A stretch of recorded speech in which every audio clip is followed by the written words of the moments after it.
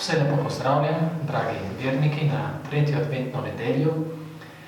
Danes bomo poslušali v Evangeliju odlomek, ki nam govori o Janezu Krstniku. Ta veliki svetnik in figura svetega pisma.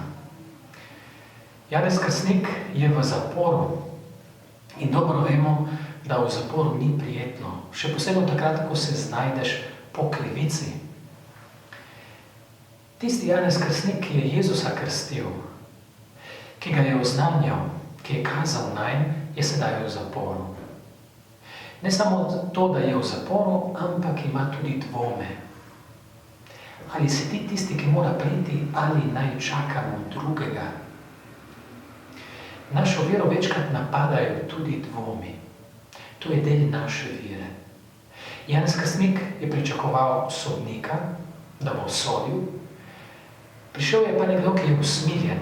Pričakoval je nekoga, ki bo rešil Izrael pred Rimljani. Prišel je nekdo, ki pa gre in poišče izgubljeno ovco.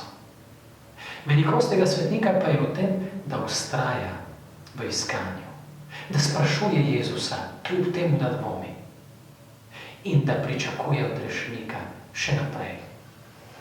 Bodimo tudi mi trdni, tako kot je bil Janez Krstnik v veri, da nas ne bo veter prenašal sem in tja.